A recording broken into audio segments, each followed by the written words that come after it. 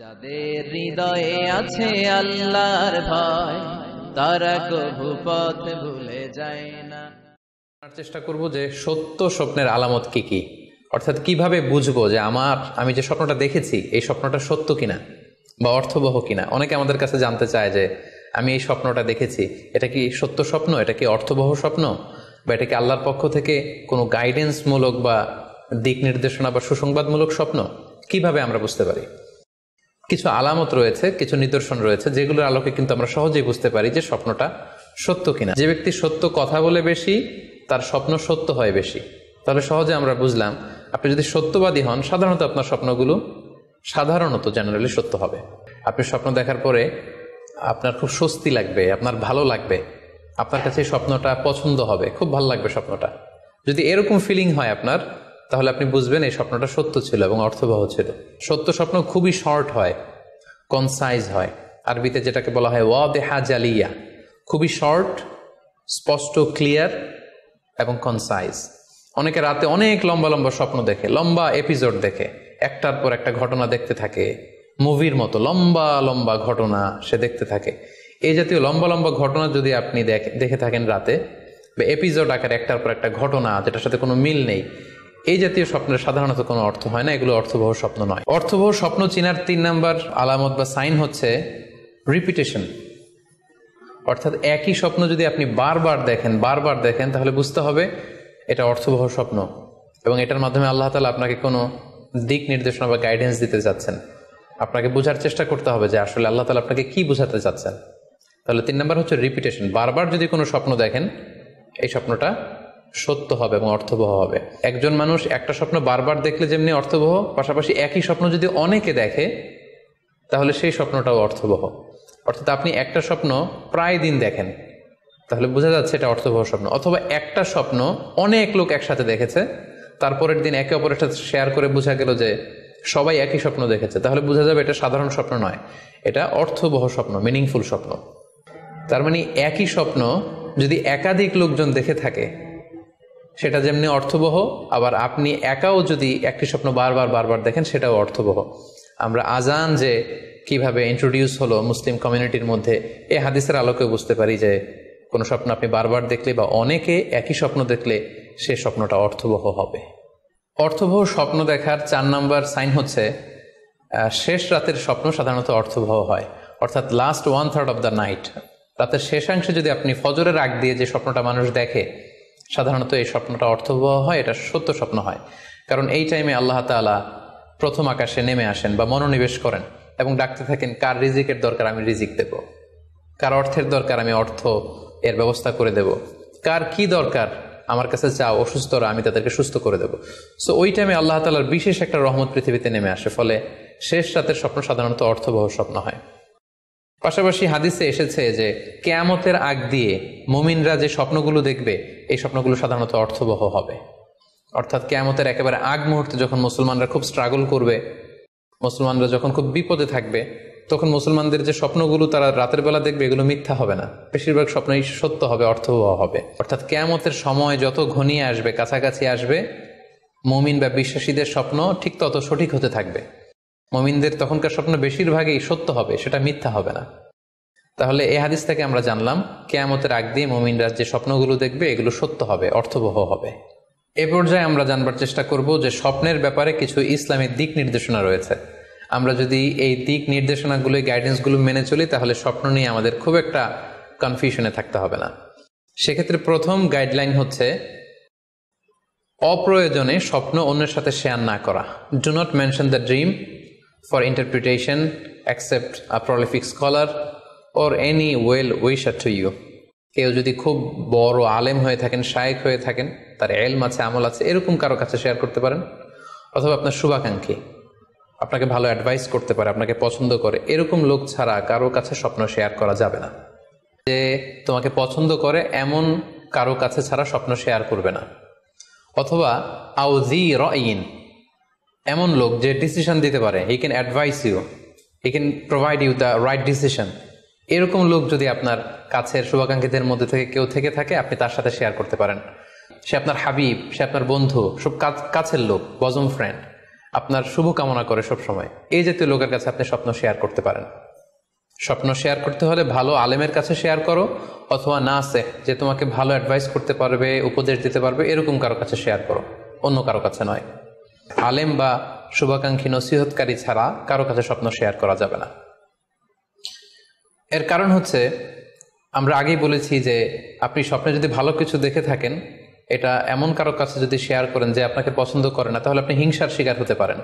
ছোট্ট ইউসুফ আলাইহিস সালাম, তিনি স্বপ্নে দেখলেন যে চন্দ্র, সূর্য এবং আকাশের 11টা তারা সবকিছু ওনার সম্মানে সিজদায় লুটিয়ে পড়েছে। তো ইয়াকুব আলাইহিস সালাম ওনার ছেলেকে বললেন যে, বাবা ইউসুফ, খবরদার, সাবধান, এই স্বপ্নের কথা তুমি তোমার ভাইদেরকে বলতে যেও না।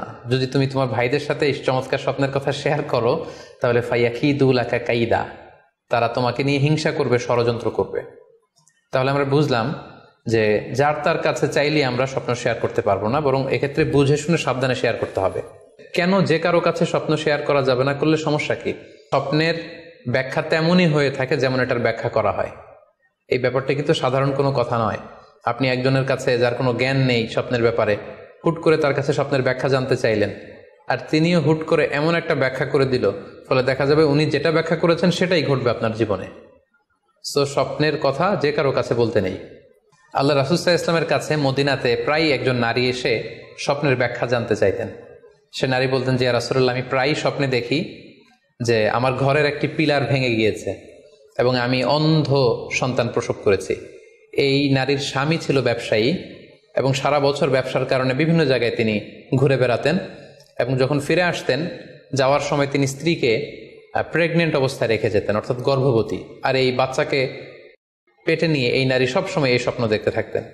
তো রাসূল সাল্লাল্লাহু আলাইহি ওয়াসাল্লাম স্বপ্নের ব্যাখ্যায় বললেন, তুমি চিন্তা করো না, তোমার স্বামী সহি সালামতে ফিরে আসবে এবং তুমি সুন্দর সন্তান প্রসব করবে, ভালো সন্তান। এভাবেই চলছিল। যতবার তার স্বামী ফিরে আসে, সুস্থভাবে ফিরে আসে এবং সে সুন্দর সন্তান জন্ম দিচ্ছিল। হঠাৎ একবার সে নারী আল্লাহ রাসূল সাল্লাল্লাহু আলাইহি ওয়াসাল্লামের বাসায় এসে দেখলেন যে আল্লাহ রাসূল সাল্লাল্লাহু আলাইহি ওয়াসাল্লাম ঘরে নেই। আম্মাজান আয়েশাকে তিনি বললেন যে, আমি সবসময় এরকম স্বপ্ন দেখি। তখন আম্মাজান আয়েশা বললেন, তাহলে এই স্বপ্নের ব্যাখ্যা জানার জন্য তুমি রাসূল সাল্লাল্লাহু আলাইহি ওয়াসাল্লামের কাছে আসো, তুমি কি স্বপ্ন দেখো? তখন সে নারী আম্মাজান আয়েশার কাছে খুলে বললেন যে, আমি স্বপ্নে দেখি যে আমার ঘরের একটি পিলার ভেঙে গিয়েছে আর আমি একটি অন্ধ সন্তান প্রসব করেছি। একথা শুনে আম্মাজান আয়েশা রাদিয়াল্লাহু তাআলা আনহা অবাক হয়ে গেলেন। তিনি বললেন, তাই নাকি? তোমার স্বপ্ন যদি সত্য হয় তাহলে ঠিকই তোমার স্বামী মারা যাবে এবং তুমি একজন ফাজের পাপাচারী সন্তান প্রসব করবে। ঠিকই দেখা গিয়েছিল, তার পরের বছর তার স্বামী যখন আসলো, জীবিত আসতে পারেনি, তার স্বামী ইন্তেকাল করেছিল এবং এই নারী যে সন্তান প্রসব করেছিল সেটি ছিল একটি পাপাচারী সন্তান। তো এই ঘটনা আল্লাহ রাসূল সাল্লাল্লাহু আলাইহি ওয়াসাল্লাম শুনে আম্মাজান আয়েশাকে বললেন, আয়েশা, তুমি এটা ঠিক করোনি।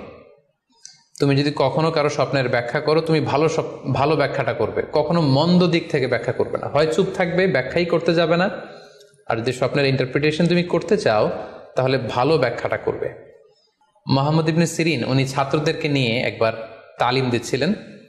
এ সময় হঠাৎ এক নারী এসে বললেন যে, আমি স্বপ্নের ব্যাখ্যা জানতে চাই, মুহাম্মদ ইবনে সিরিন কোথায়? ছাত্ররা বলল, উনি একটু বাইরে গিয়েছেন। আপনি স্বপ্নে কি দেখেছেন? মহিলাটি বলল যে, আমি স্বপ্নে দেখেছি আমার ছেলে সাগর থেকে শুধু পানি পান করছে। হঠাৎ সেই মজলিস থেকে এক ছাত্র বলল, তাই নাকি? আপনি যদি এই স্বপ্ন দেখে থাকেন তাহলে আপনার বাচ্চাটা মারা যাবে। ইমাম মুহাম্মদ ইবনে সিরিন পরবর্তীতে যখন আসলেন, এসে ছাত্রদের কাছে যখন জানতে পারলেন, তখন তিনি বললেন যে, তুমি কেন এই স্বপ্নের ব্যাখ্যা করেছো?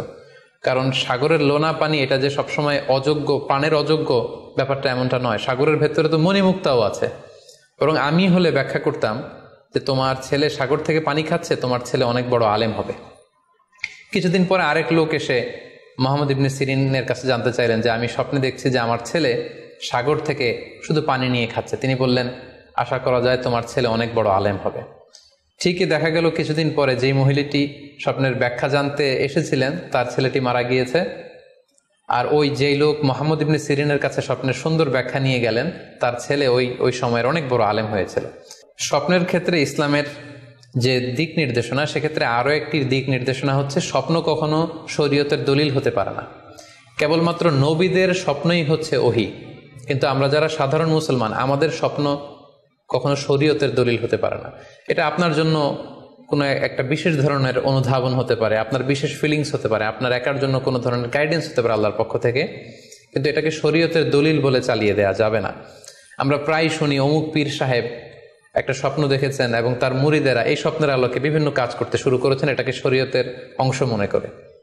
খুব রিসেন্টলি করোনা ভাইরাস আউটব্রেকের টাইমে মামুন মারুফ নামে এক ছেলের স্বপ্নের কথা আমরা শুনেছিলাম, যে ইটালিতে সে স্বপ্ন দেখেছে করোনা ভাইরাসের সাথে কথা বলেছে। আসলে এই জাতীয় স্বপ্ন কখনো শরীয়তের কোনো সোর্স বা এভিডেন্স হতে পারে না। খুব রিসেন্টলি বুয়েট থেকে পাশ করা মুশতাক মোহাম্মদ আরমান নামে একজন লোকের কথা আমরা শুনেছি, যে তিনি দাবি করেছেন তিনি ইমাম মাহাদি, এবং তিনি দাবি করেছেন যে স্বপ্নে তাকে আল্লাহ তাআলা ইমাম মাহাদি বলে পরিচয় করিয়ে দিয়েছে, ফলে লোকজন এসে তার হাতে বায়াত হচ্ছে। অথবা অনেকে দাবি করে থাকেন যে স্বপ্নে তিনি ফকিরি পেয়েছেন। স্বপ্নে আলামত কি কি, অর্থাৎ কিভাবে বুঝবো যে আমি যে স্বপ্নটা দেখেছি এই স্বপ্নটা সত্য কিনা বা অর্থবহ কিনা। অনেকে আমাদের কাছে জানতে চায় যে আমি এই স্বপ্নটা দেখেছি, এটা কি সত্য স্বপ্ন, এটা কি অর্থবহ স্বপ্ন, বা এটা কি আল্লাহর পক্ষ থেকে কোনো গাইডেন্স মূলক বা দিক নির্দেশনা বা সুসংবাদমূলক স্বপ্ন। কিভাবে আমরা বুঝতে পারি? কিছু আলামত রয়েছে, কিছু নিদর্শন রয়েছে, যেগুলোর আলোকে কিন্তু আমরা সহজেই বুঝতে পারি যে স্বপ্নটা সত্য কিনা। সুনানে আবু দাউদের এক বর্ণনায় আল্লাহ রাসূল সাল্লাল্লাহু আলাইহি ওয়াসাল্লাম ইরশাদ করেছেন, আসদাকুন নাসি রুইয়া আসদাকুহুম হাদিসা। যে ব্যক্তি সত্য কথা বলে বেশি, তার স্বপ্ন সত্য হয় বেশি। তাহলে সহজে আমরা বুঝলাম, আপনি যদি সত্যবাদী হন, সাধারণত আপনার স্বপ্নগুলো জেনারেলি সত্য হবে। সেক্ষেত্রে সত্য স্বপ্ন বা অর্থবহ স্বপ্ন চেনার প্রথম আলামত হচ্ছে এই স্বপ্ন দেখে আপনার ভাল লাগবে। You feel good after seeing the dream.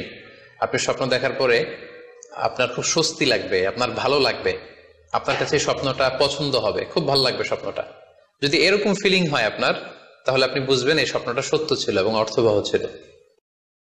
2 number হচ্ছে true dreams are very short and concise. সত্য স্বপ্ন খুবই শর্ট হয়, কনসাইজ হয়। আরবিতে যেটাকে বলা হয় ওয়াদিহা জালিয়া, খুবই শর্ট, স্পষ্ট, ক্লিয়ার এবং কনসাইজ। অনেকে রাতে অনেক লম্বা লম্বা স্বপ্ন দেখে, লম্বা এপিসোড দেখে, একটার পর একটা ঘটনা দেখতে থাকে, মুভির মতো লম্বা লম্বা ঘটনা সে দেখতে থাকে। এই জাতীয় লম্বা লম্বা ঘটনা যদি আপনি দেখে থাকেন রাতে, বা এপিসোড আকারে একটার পর একটা ঘটনা যেটার সাথে কোনো মিল নেই, এই জাতীয় স্বপ্নের সাধারণত কোনো অর্থ হয় না, এগুলো অর্থবহ স্বপ্ন নয়। অর্থবহ স্বপ্ন চেনার 3 নাম্বার আলামত বা সাইন হচ্ছে রিপিটেশন। অর্থাৎ একই স্বপ্ন যদি আপনি বারবার দেখেন তাহলে বুঝতে হবে এটা অর্থবহ স্বপ্ন, এবং এটার মাধ্যমে আল্লাহ তাআলা আপনাকে কোনো দিক নির্দেশনা বা গাইডেন্স দিতে যাচ্ছেন। আপনাকে বোঝার চেষ্টা করতে হবে যে আসলে আল্লাহ তাআলা আপনাকে কি বোঝাতে চাচ্ছেন। তাহলে 3 নাম্বার হচ্ছে রিপিটেশন। বারবার যদি কোনো স্বপ্ন দেখেন, এই স্বপ্নটা সত্য হবে এবং অর্থবহ হবে। এটা নট নেসেসারি যে আপনি একাই বারবার দেখেন। একজন মানুষ একটা স্বপ্ন বারবার দেখলে যেমনি অর্থবহ, পাশাপাশি একই স্বপ্ন যদি অনেকে দেখে তাহলে সেই স্বপ্নটাও অর্থবহ।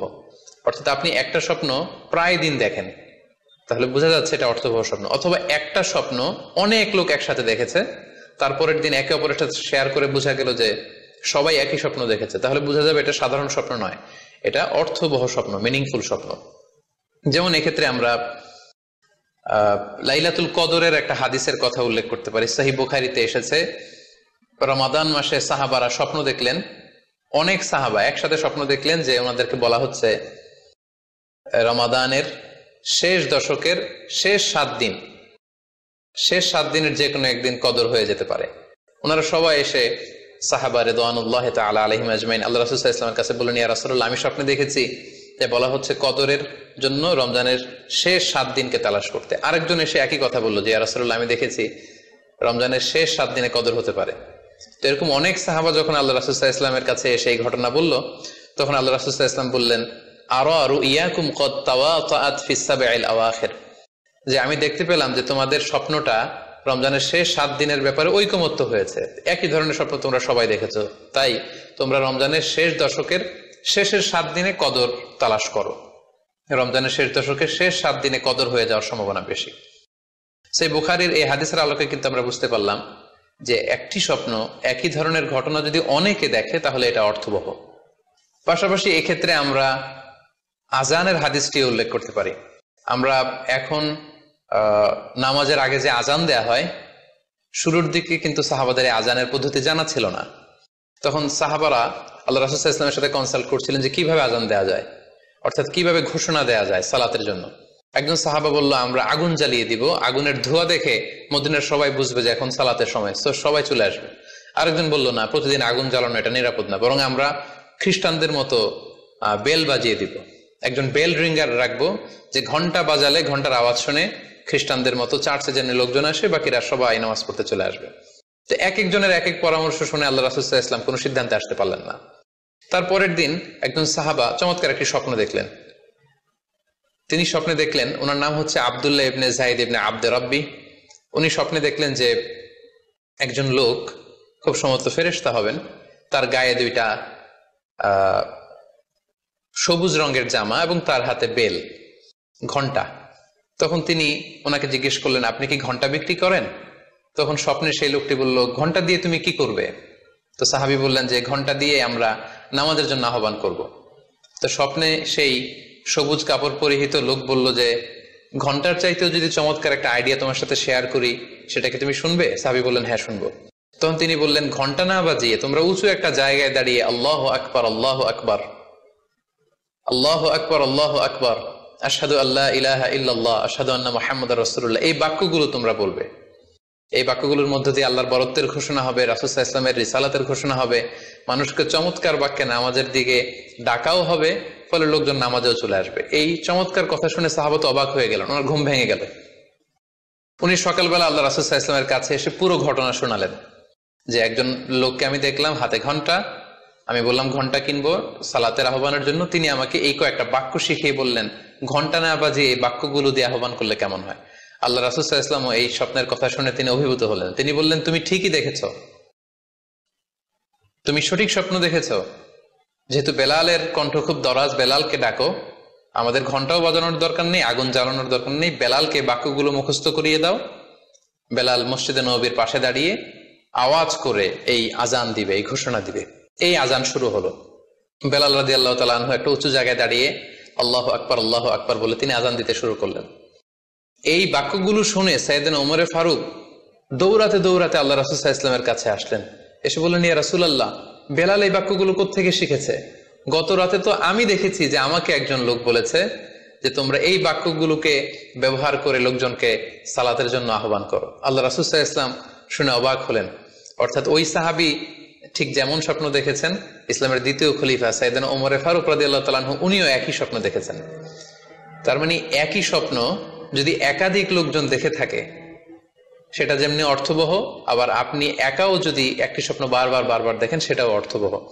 আমরা আজান যে কিভাবে ইন্ট্রোডিউস হলো মুসলিম কমিউনিটির মধ্যে, এই হাদিসের আলোকে বুঝতে পারি যে কোনো স্বপ্ন আপনি বারবার দেখলে বা অনেকে একই স্বপ্ন দেখলে সে স্বপ্নটা অর্থবহ হবে।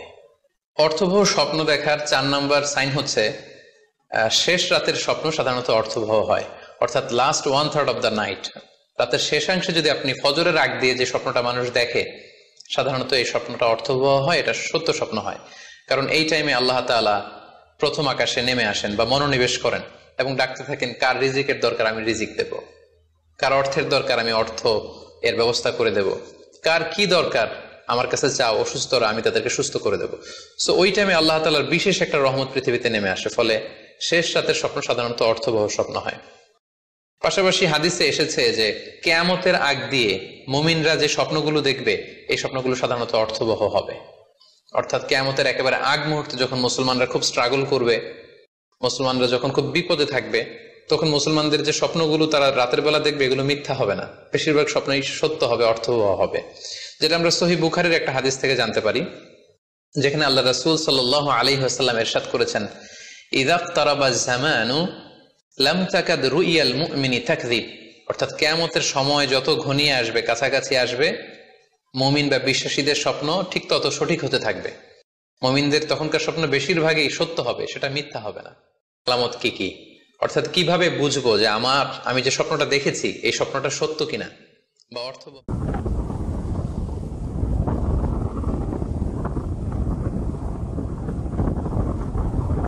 আপনার প্রিয়জনের কাছেও এই আমল শেয়ার করুন। বন্ধুরা, আশা করি আমাদের আজকের এই ভিডিও আপনাদের পছন্দ হয়েছে। এই ধরনের ভিডিও নিয়মিত পাওয়ার জন্য আমাদের চ্যানেলটি সাবস্ক্রাইব করে রাখুন আর তার পাশে থাকা বেল আইকন ক্লিক করে রাখুন। আপনার মূল্যবান মতামত কমেন্টে লিখে জানানোর অনুরোধ রইল। ভালো থাকবেন, নিরাপদে থাকবেন। আবারও আপনাদের মাঝে দোয়া ও ইসলামিক বিভিন্ন ধরনের ভিডিও নিয়ে হাজির হব আমার চ্যানেল থেকে। সে পর্যন্ত আপনাদের ভালো থাকা, সুস্থ থাকা কামনা করে আজকের মতো এখানে বিদায় নিলাম। আল্লাহ হাফেজ ভিউয়ার্স।